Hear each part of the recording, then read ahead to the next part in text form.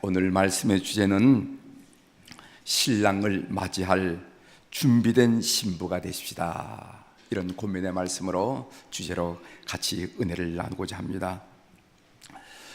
오늘은 예수님의 오심을 기다리는 대강절, 강림절 제3주째 되는 날입니다.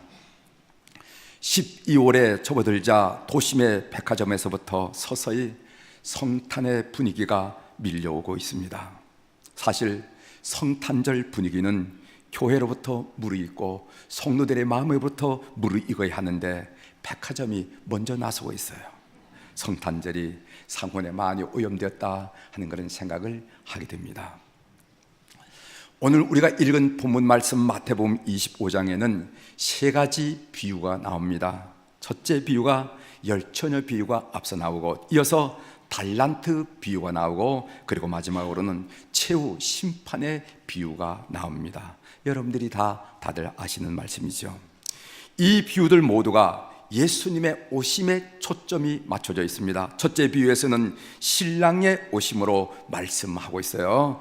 오늘 6절에 보면은 밤중에 소리가 나되 보라 신랑이로다 맞으러 나오라 하매, 10절에 보면은 그들이 살아간 사이에 신랑이 오므로, 그렇게 해서 신랑의 오심으로 예수님의 오심을 비유하고 있습니다. 두 번째 달란트 비유에서는요, 주인의 오심으로 그리고 있습니다. 19절에 보면은 오랜 후에 그 종들의 주인이 돌아와 그들과 결산할세 하면서 주님의 오심을 주인의 오심으로 비유하는 것을 보게 됩니다. 그리고 마지막으로 최후 심판의 비유에서는 인자의 오심으로 표현되어 있습니다. 31절에 보면은 인자가 자기 영광으로 모든 천사와 함께 올 때 하면서 예수님의 오심을 인자로 표현한 것을 보게 됩니다.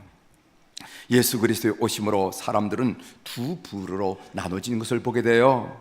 예수님이 오실 때 이 땅에 살아가고 있는 모든 사람들이 두 부류로 나누는데, 즉 슬기로운 처녀들과 그리고 미련한 처녀들로 딱 나뉘어지고, 또 착하고 신실한 종과 악하고 게으른 종으로 나뉘어지고, 그리고 영복을 받을 자들과 영벌을 받을 자들로 이렇게 나눠지는 것을 성경을 통해서 보게 됩니다. 그렇다면 그 판단의 기준이 무엇인가? 그 판단의 기준이 뭐냐면은 어떻게 삶을 살면서 준비했는가, 이것이 판단의 기준이에요. 따라서 이 일련의 비유들은 성도들에게 주님의 오심을 준비할 것을, 이것이 바로 사는 것임을 우리들에게 알려주고 촉구하고 있음을 보여줍니다. 예수님의 오심을 기다리는 대강절 제3주째를 맞이해서 본문을 묵상하는 것도 깊은 의미를 주리라 생각합니다. 오늘날 또 마찬가지지만은 중동 지역에서는 밤에 결혼식을 합니다. 우리 한국에는 낮에 결혼식을 하죠. 그러나 거기는 밤에 결혼식을 합니다. 결혼식에는 신랑의 들러리가 있고 신부의 들러리가 있어요. 이집트에서 제가 사역할 때 이집트의 전통 결혼식에 한번 참여한 적이 있습니다. 신랑의 들러리가 신부에게 가서 자기 자신을 소개하고 구애하는 노래를 합니다. 그러면 신부가 뭘 하면은 아님 당신은 아니에요 하면서, 우리 이집트에서는 어떻게 하면 손을 이렇게 흔들면서 이렇게 고개를 아니에요 하는데 그렇게 표현합니다. 그리고 신랑의 들러리가 신부의 들러리가 신랑에 가서 자기 자신을 소개하고 그 구애를 하면은 신랑은 뭐라 하면 당신은 아니에요 이렇게 표현합니다. 결국 신랑 신부가 만나는 것으로 연출되는 것을 보게 됩니다. 제가 오늘 본문을 묵상하면서 받은 은혜 세 가지를 여러분들과 함께 나누려고 합니다. 첫 번째는 뭐냐면은 판단 기준이 선함과 악함이 아니고 슬기로움과 미련함이 판단의 기준이라는 사실. 그리고 두 번째로는 구원은 각자의 몫이라 하는 것. 그리고 세 번째로는 한 번 닫힌 문은 다시 열리지 않더라 하는 이 세 가지 내용을 통해서 함께 여러분들과 은혜를 나누고자 합니다.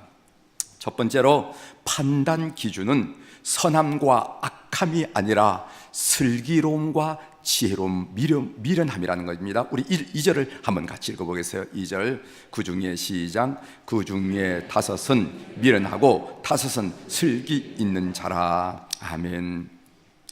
먼저 신랑을 기다리는 처녀들을 평가할 때 선하거나 악하다고 하지 않고 슬기롭거나 미련하다고 표현하는 것을 우리가 주목해야 된다는 것이죠. 미련한 이란 말은 무슨 말이냐 하면은 분별력이 없는 것을 말합니다. 미련한 다섯 처녀는 악한 사람이 아니라 분별력이 없는 사람이었다는 것입니다. 그들이 악했기 때문이 아니라 분별력이 없어서 준비를 못하고 준비를 하지 않았기 때문에 천국 잔치에 들어가지 못했다 하는 이 성경의 말씀을 우리가 유심히 관찰해야 된다는 것입니다. 의미 있는 얘기가 아니겠어요? 천국은 악했기 때문에 못 가는 곳이 아니라 준비하지 않았기 때문에 못 가는 곳이란 것입니다. 그러면은 준비해야 할 기름은 무엇입니까? 지혜로운 다섯 처녀는 기름을 준비했고 미련한 다섯 처녀는 기름을 준비하지 못했다 했는데 그 준비해야 할 기름은 무엇입니까? 전통적으로 개신교에서는 살아있는 믿음이라고 해석했습니다. 천주교에서는 미련한 다섯 처녀가 주님을 맞으러 나간 것은 믿음이 있기 때문이다. 따라서 기름이라는 것은 성도들의 선행을 말하는 것이다. 이렇게 설명하기도 했습니다. 여러분은 어떻게 이해하시고 생각하십니까? 저는 이렇게 생각하고 해석합니다. 등이라는 것은 신앙생활의 애적인 면을 말한다면 기름은 신앙생활의 내적인 면을 말하는 것이다. 즉 기름은 하나님과의 긴밀한 교제를 통하여 얻어지는 내적인 생명력, 성품을 의미하는 것이다. 이렇게 해석을 합니다. 좀 더 구체적으로 말씀드리면요, 등이라는 것은 겉으로 드러난 교회 활동, 봉사활동, 구제활동 등을 말한다면 기름이라는 것은 말씀 생활, 기도 생활을 통해서 갖고 가는 인격적인 성화를 말한다는 것입니다. 오늘 20세기, 21세기 한국 교회가 참 유난히 세미나 프로그램이 많이 나와요. 그래서 그 프로그램을 끝내고 나면 무슨 뭔가 달라진 것처럼 여기지만 사실은 신앙생활은 무엇이냐 하면은 기도 생활, 말씀 묵상 생활, 예배 진전 예배 생활을 통해서 내면을 갖고 가는 것이 성화시키는 것이 신앙생활이라 하는 것을 여러분들이 마음속에 다짐하실 필요가 있습니다. 따라서 성도들은 봉사, 구제 등 애적으로 드러난 신앙생활도 잘 해야 되지만은 더 중요한 것은 무엇인가? 이런 애적 생활을 의미 있게 하고 보람 있게 하고 내용 있게 하는 인격적인 성화를 이루는데 여러분들이 힘을 쏟아야 된다 하는 것입니다. 신앙 인격, 저분은 신앙 인격이 높은 분이야.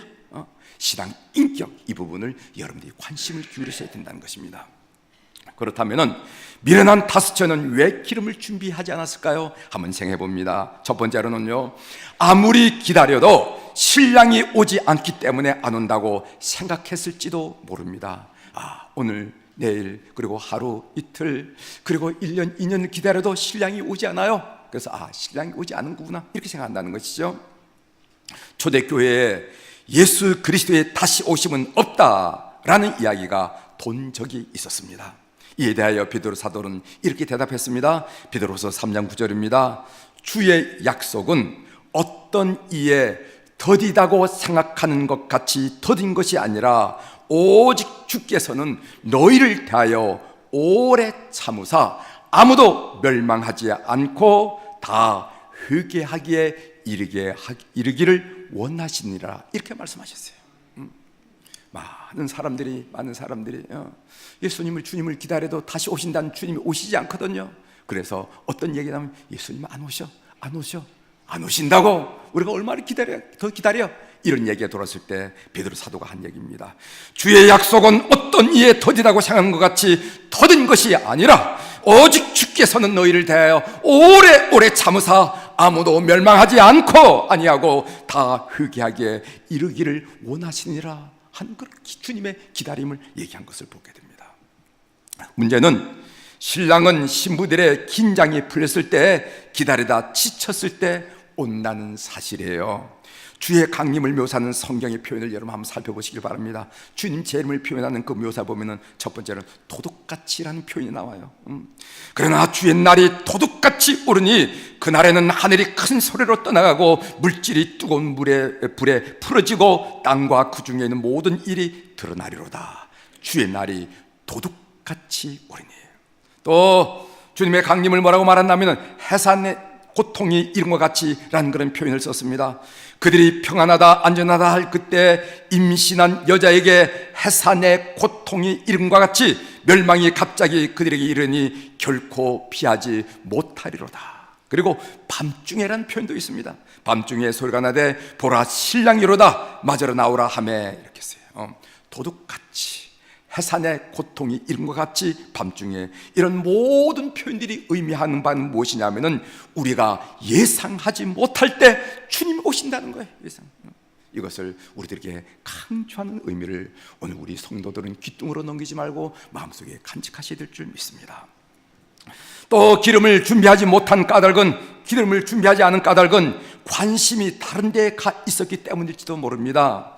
신부의 관심은 당연히 신랑이어야 하지요. 신부가 신랑이어야 다른 사람이나 다른 데에 관심을 쏟아 마음이 나누어져 있다면 그것은 잘못된 것이고 그것은 문제입니다.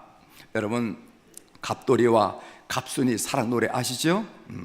갑순이가 시집을 갔기 때문에 갑돌이가 화가 나서 장가를 갔더라는 거예요. 그러나 갑돌이는 갑순이 생각뿐이라고 그랬어요.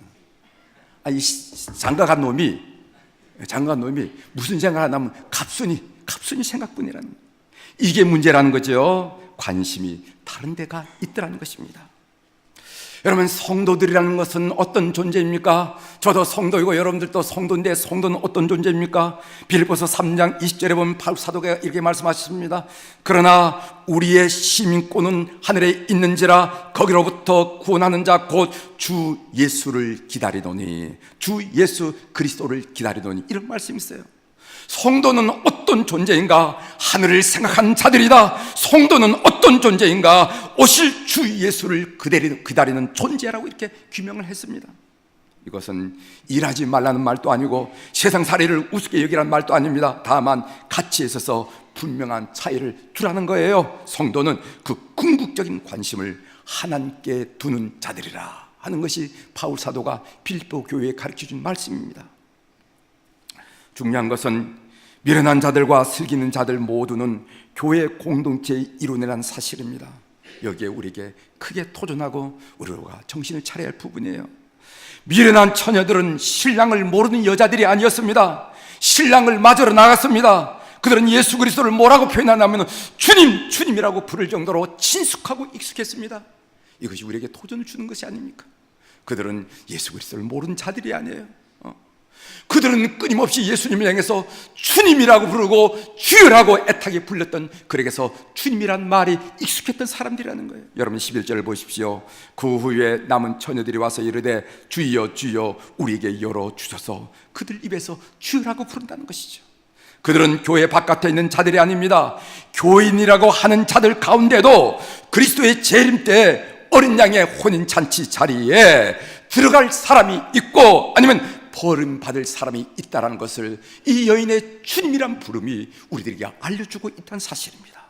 사랑하는 교회 여러분, 우리는 미련한 자입니까? 아니면 슬기는 자입니까? 슬기는 자들이 다 되셔서 주님의 오심을 준비하는 깨어있는 영혼들 다 되기를 주의 이름으로 축원합니다.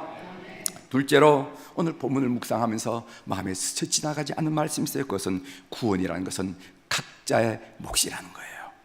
하나님과의 관계는 누구도 대신할 수 없는 각자의 몫이란 사실입니다. 우리 8절을 한번 읽어보겠습니다. 8절, 미련한 자들이 시작. 미련한 자들이 슬기는 자들에게 이르되 우리 등불이 꺼져가니 너희 기름을 좀 나눠달라 하거늘. 너희 기름 좀 나눠줘 이랬다는 거예요. 나눠달라고 하지만은 나눌 수가 없습니다. 어떤 이들은 이렇게 말합니다. 교회 가보면 사랑 이야기하는데 사랑을 말하는 그리스도인들이 나눠달라면 나눠줘야지 무슨 말을 그렇게 합니까? 라고 반문하는 사람들도 있습니다. 그러나 그 기름은 자기 자신의 진지한 기도와 성실한 노력으로 사야 할 것이지 빌릴 수 있는 성질의 것이 아니라는 겁니다. 여러분, 부부 사이에도, 부모 자식 사이에도 나눌 수 없는 것들이 있습니다. 여러분, 마태복음 24장 40절 41절에 보면 이런 말씀 있어요. 제가 천천히 읽어드리겠습니다. 그때 두 사람이 밭에 있음에 한 사람은 데려가고 한 사람은 버려둠을 당할 것이요, 두 여자가 맷돌질을 하고 있음에 한 사람은 데려가고 한 사람은 버려둠을 당할 것이요. 이런 말씀이 바로 앞장 마태복음 24장 40절 41절에 나와 있습니다. 생각해 보시길 바랍니다. 상상해 보시길 바랍니다. 두 사람이 밭에서 일을 했다면 그 사람은 누구일 가능성이 많겠어요? 아버지와 아들이 아니겠습니까? 아니면 형제들이 아니겠습니까? 그런데 한 사람은 데려가고 한 사람은 버려둠을 당한다는 것입니다. 두 여자가 맷돌질을 하고 있다면, 마주 앉아서 맷돌질을 하고 있다면 그들은 누구일 가능성이 많겠어요? 어머니와 딸이 아니겠습니까? 아니면 자매들이 아닐까요? 그런데 한 사람은 데려가고 한 사람은 버려둠을 당한다고 성경이 말씀하고 있습니다. 세상에는 다른 사람에게 나눠주거나 양도할 수 있는 것이 있는가 하면 그것이 불가능한 것들이 있습니다. 이렇게 한 개인에게 완전히 귀속되어서 절대로 타인에게 나눠주거나 양도할 수 없는 권리를 가리켜서 일신전속권이라 이렇게 부르고 있습니다. 예를 들어서 내가 가진 재산은 나눠줄 수 있지만 나에게 속한 남편이나 아내는 나눠줄 수 없어요. 즉 재산권은 양도가 가능하지만 가족권과 같은 일신전속권은 그렇게 할 수도 없고 해서는 안 된다는 것입니다. 그렇습니다. 사람의 구원은 지극히 개인적인 문제예요. 어느 누구도 우리의 출생과 죽음을 대신할 수 없듯이 어느 누구도 우리의 믿음과 구원 역시 아무도 대신할 수 없다는 사실을 우리가 알아요. 어떤 분이 이런 이야기, 목사님 우리 사람 신앙생활 잘하는데 점점 딴 점 피워도 전 우리 사람 치마꼬리 붙들고 가면 제가 천국 갈 수 있으니까 목사님 걱정하지 마세요, 이런 사람이 있습니다. 그게 그렇게 해결되는 일이 아니라는 것을 여러분 아시길 바랍니다. 에스겔 18장 20절에 이런 말씀이 있습니다. 범죄하는 그 영혼은 죽을지라 아들은 아버지의 죄악을 담당하지 아니할 것이요 아버지는 아들의 죄악을 담당하지 아니하리니 악인의 공의도 자기에게 돌아가고 의인의 공의도 자기에게로 돌아가고 악인의 악도 자기에게로 돌아가니라, 이렇게 얘기하고 있어요. 구원은 각자의 몫이라는 것을 기억하십시오. 사랑하는 교회 여러분, 구원은 각자의 몫임을 분명히 확실히 하고 준비하는 교우들이 다 되기를 주의 이름으로 권면합니다. 이제 세 번째로, 한 번 닫힌 문은 다시 열리지 않는다는 사실입니다. 우리 10절 같이 읽어보겠습니다. 10절 그들이 시작. 그들이 살아간 사이에 신랑이 오므로 준비하였던 자들은 함께 혼인잔치에 들어가고 문은 닫힌지라. 신부에게 있어서 신랑은 최고의 존재지요. 최고로 가치 있는 존재지요. 신랑을 빼앗긴 신부는 비참 그 자체입니다. 신랑이 떠났으면 값비싼 드레스, 아름다운 치장, 예쁜 화장은요 비극을 더 심화시킬 뿐입니다. 버림받은 신부에게 있어서 귀중한 약혼 예물이라는 것은 그것은 슬픔의 응고일 뿐이에요. 여러분, 신랑으로부터 버림받은 여인이 신부가 말합니다. 자기 약혼 반지를 돌려가면서 다이아몬드를 벗고 우는 여인을 봤어요? 그건 슬픔의 응고야. 슬픔의 응고라는 거예요. 우리가 앞에서 살펴보았듯이 11절에 보면은 이 미련한 다섯 처녀도 예수 그리스도를 주여 주여라고 부릅니다. 신앙생활을 해왔다는 거죠. 교회 생활을 해왔다는 것이죠. 만일 우리가 신앙생활을 합례하면서 애를 써왔는데 이런 경우를 당했다면 어떻게 할까요? 벵겔이라는 신학자는요, 신앙생활을 하는 것을 보면은 네 종류의 사람이 있다, 이렇게 말한 적이 있습니다. 그 네 종류가 어떤 사람인가? 첫 번째로는 하늘나라에 충분히 들어갈 수 있는 사람, 두 번째로는 해변에 가까스로 도달한 난파선 소년처럼 가까스로 구원에 이른 사람, 세 번째로는 제 갈 길로 간 사람, 포기한 사람이에요. 포기한 사람. 그리고 네 번째로는 하늘나라에서 결코 멀지 않았다고 생각했지만은 결코 놓치고 만 사람. 나는 천국 갈 거야, 나는 천국까지, 이렇게 생각했는데 놓치고 만 사람이 있다는 것입니다. 하늘나라에서 결코 멀리 떨어지지 않았다고 생각했지만은 결국 하늘나라에 놓치고 만 사람이 있을 수 있다는 것입니다. 여러분, 초등학교 시절 가을 운동회 때 6명이 달리기를 하잖아요. 100m 달리기를 하잖아요. 상은 3등까지 줍니다. 1등 줄, 2등 줄, 3등 줄 이렇게 줍니다. 1등은 하늘나라에 충분히 들어갈 수 있는 사람이고 6등은 하늘나라에 포기한 사람이야. 그러니까 6등에 온 사람 뛰지 않을 거니까 거들거들 이렇게 막 뛰어. 어차피 못할 거니까. 그렇게. 그런데 4등은 뭐냐면 4등은 자기는 상을 받을 줄 알았는데 자기 이름을 부르지 않아. 넌 저 들어가라, 이렇게 한다 이 말이지. 분명히 3등으로 상을 탈 줄 알았는데 하늘나라에서 결코 멀리 떨어지지 않았다고 생각했지만은 결국 놓치고만 성도가 바른 이런 사람이, 이런 입장이 아니겠느냐, 이런 생각을 해봅니다. 그런데 구원의 문은 닫힐 때가 있다라고 성경이 말하고 있어요. 계시록 3장 7절에 보면요, 빌라델비아 교회 사도들에게 편지하라. 거룩하고 진실하사 다윗의 열쇠를 가지신 이 곧 열면 닫을 사람이 없고 닫으면 열 사람이 없는 그가 이르시되, 이런 말씀이 있습니다. 곧 열면 닫을 사람이 없고 닫으면 열 사람이 없는 우리 주님께서 말씀하셨다는 것입니다. 구원의 문은 항상 열려 있는 것이 아니고 회개의 기회는 언제까지 주어지는 것이 아니라는 사실을 우리에게 경계를 줍니다. 모든 사람에게 구원의 문이 열려 있지만은 그 구원의 문은 무한정으로 열려 있지 않다는 것입니다. 하나님은 정하신 때가 되면은 구원의 문을 닫습니다. 지금이야말로 구원받아야 할 때임을 기억하십시오. 고린도서 6장 2절에 보면 보라, 지금은 은혜 받을 만한 때요, 보라, 지금은 구원의 날이로다. 이사야 55장 6절에 보면은 너희는 여호와를 만날 때 찾으라, 가까이 계실 때 그를 부르라 하면서 때를 논하고 있음을 우리가 보게 됩니다. 이때야말로 하나님을 찾을 때고 하나님과 견고한 관계를 맺을 때임을 믿는 여러분들이 되시길 바랍니다. 때가 지나면 아무리 구원의 문을 열어달라고 애걸복걸해도 더 이상 구원의 문은 열리지 않습니다. 그것은 마치 하나님께서 노아 당시 사람들에게 120년이라는 기회를 주고 시간을 주었지만은 노아가 방주에 들어간 후에는 방주의 문을 딱 닫으시고 열어주지 않는 모습과 마찬가지입니다. 창세기 7장 16절에 보면요, 들어간 것들은 모든 것에 암소라, 하나님이 그에게 명하신 대로 들어가매 여호와께서 그를 들여보내고 문을 닫으시니라, 이런 말씀이 있어요. 여러분, 노아의 방주는 노아가 문을 닫은 것이 아닙니다. 숫자를 헤아리고 암수 동물들이 다 들어왔구나 하고 노아가 닫는, 하나님이 딱 보시고 노아 들어가라 하면서 여호와께서 그를 들어보내고 문을 닫으시니라 하면서 문을 닫는 주체가 하나님으로 나오는 것을 우리가 알게 됩니다. 그렇습니다. 구원의 문은 일단 닫히면 누구도 열 수 없다는 사실을 우리로 하여금 다시 한번 우리의 영혼을 깨우는 말씀이라 하는 것을 알게 됩니다. 우리 여러분들이 잘 부르시는 찬송가 175장, 신랑 되신 예수께서 다시 오실 때 하는 찬송을 우리 함께 부르시고 말씀을 좀 정리하도록 하겠습니다. 175장에 있는 찬송 1절, 3절, 4절을 우리가 예비하고 예비하라, 이 하나님의 이 말씀을 우리 귀뚱으로 넘기지 말고 나보고 하는 말씀이구나, 오늘 이 시간 나에게 하신 말씀이구나 깊이 간직하면서 함께 불러보는 시간 되도록 하겠습니다. 1절, 3절, 4절 한번 같이 불러보겠습니다.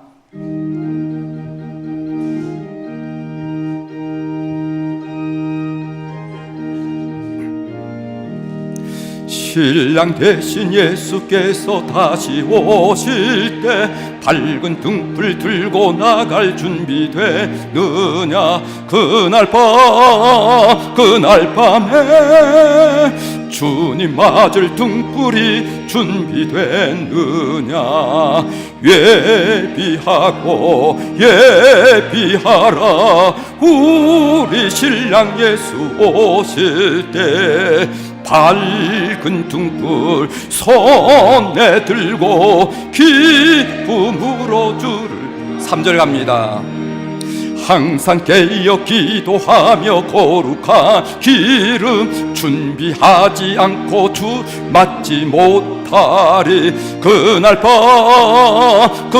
밤에 주님 맞을 등불이 준비되느냐, 예비하고 예비하라, 우리 신랑 예수 오실 때 밝은 등불 손에 들고 기쁨으로 주를 맞겠네, 그날 밤의 영화로운 혼인잔치에 기뻐하며 할렐루야 찬송 부르리, 그날 밤에 주님 맞을 등불이 준비되느냐, 예비하고 예비하라, 우리 신랑 예수 오실 때 밝은 등불 손에 들고 기쁨으로 주를 맞겠네. 아멘. 여러분, 찬송가 175장은요 우리의 선배 신앙인들은 이 찬송을 부르면서 준비할 것을 도전받고 경각심을 일으켰던 찬송이라는 것을 여러분 기억하시길 바랍니다. 오늘날 이 시대 21세기에는 이런 일에 대해서 무감각해서 이런 찬송 부르기를 원하지 않지만은 우리의 신앙의 선배들은 이런 찬송을 부르면서 그들의 자세를 새로 했다는 것을 여러분들이 꼭 기억하시기를 바랍니다. 그러므로 우리가 준비해야 됩니다. 오늘 10절에 보면은 신랑이 오므로 준비하였던 자들은